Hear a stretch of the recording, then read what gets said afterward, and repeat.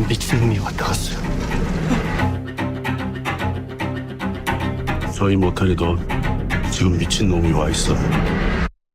아무도 없는 숲속에서 재밌게 보셨나요? 혹시 지루하게 느껴지셨나요? 그 이유와 드라마의 재밌는 점, 그리고 숨겨진 의미에 대한 리뷰를 통해 드라마의 관전 포인트에 대해 알아보겠습니다. 지금 시작합니다.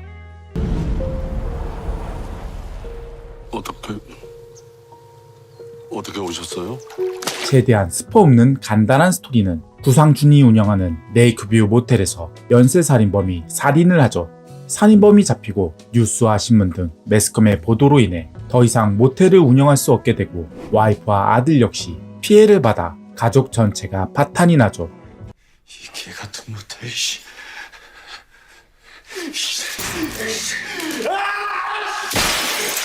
22년 후 어느 날 펜션을 운영하는 전용화에게 손님으로 온 유성아가 체크인하면서 사건에 휘말리게 됩니다. 유성아와 같이 온 남자아이를 죽였다고 생각하는 정연아. 하지만 이게 사실로 밝혀지면 살인 펜션이라는 꼬리표가 달려 망하는 것을 직감적으로 알고 있었죠. 혹시나 하는 마음으로 증거가 될 만한 것을 지우고 청소하죠. 어딘가 아이가 살아있을 것이라고 외면하며 살아가다 펜션에 다시 유성아가 오면서 그 상상과 의심이 점점 현실화됩니다. 어떻게 오셨어요? 숙박 가능할까요?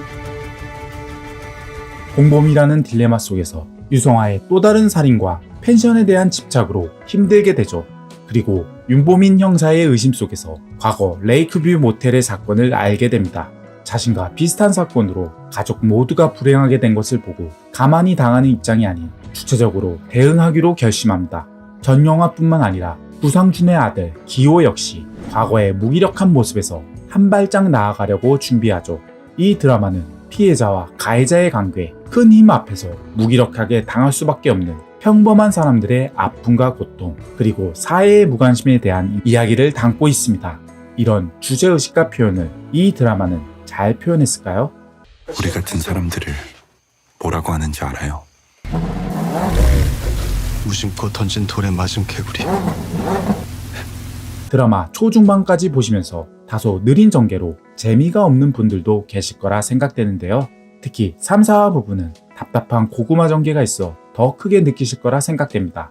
하지만 그 부분만 넘어가면 재미있습니다.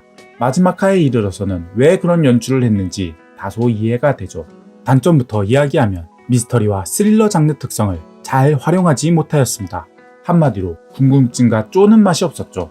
예측 가능한 전개와 반전 없는 캐릭터로 더 이야기에 힘이 빠졌고요. 무엇보다 이야기를 연결하는 윤보민 형사가 밋밋할 정도로 그려져 인물들의 관계성이 매력적이지 않았습니다. 특히 윤계상 배우를 좋아하시는 분들은 구상준 캐릭터를 보고 한숨을 많이 쉬셨을 거라 생각됩니다. 이야기에 화두를 던지는 캐릭터로만 활용되고 끝나는 것이 너무 아쉬웠는데요. 차라리 후반부의 정체를 숨겨 맥거핀으로 미스터리하게 그려졌으면 이야기도 더 풍부해지지 않았을까요? 치매의 노인보다는 더 좋았을 것 같네요.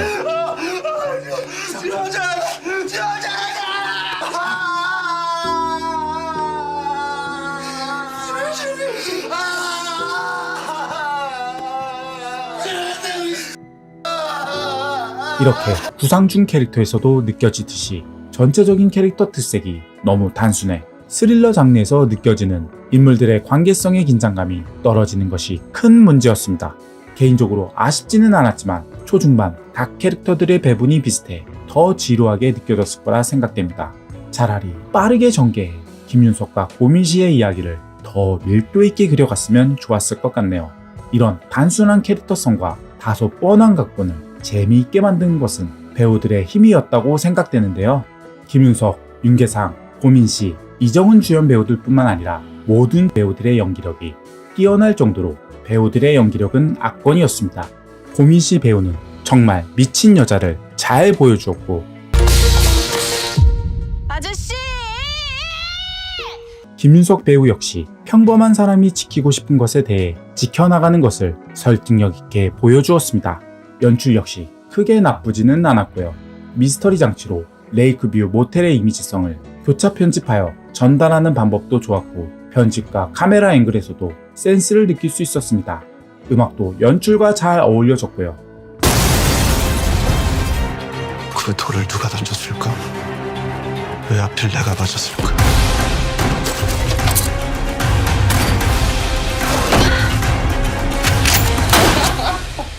특히 죽음, 살인의 메타포를 물, 비로 잡은 연출과 미장센도 좋았습니다. 힘있는 가해자가 누군가를 죽일 때는 항상 비가 오고 피해자가 복수를 할 때는 비 대신 물이 활용되죠. 하재식이 복수할 때는 수영장 물, 구규호가 복수한 후에는 녹물로 이를 잘 보여주죠. 죽음과 맞닿아 있는 물, 즉 호수가 옆에 있는 펜션과 모텔은 아름다운 모습이 아닌 죽음이 항상 곁에 있는 위험한 모습을 보여주죠. 이런 장치를 스릴러 있게 연출하거나 페이크로 활용하지 못한 것은 상대적으로 아쉬운 부분이었고요.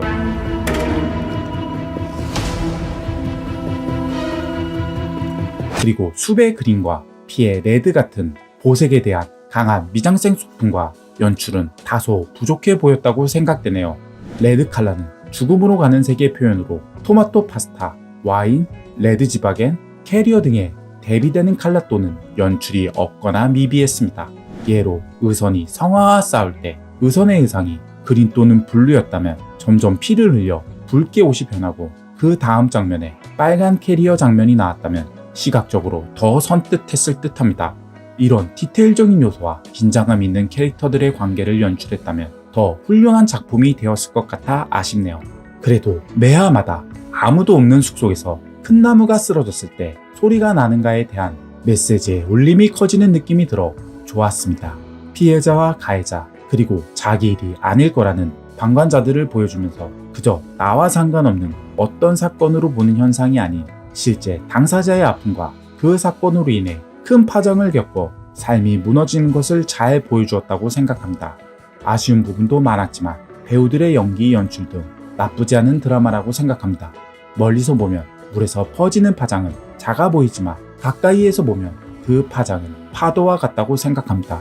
단순 킬링타임보다 주제에 대한 여운과 생각을 좋아하시는 분들에게 추천드리고 싶은 드라마였습니다. 아무도 없는 숲속에서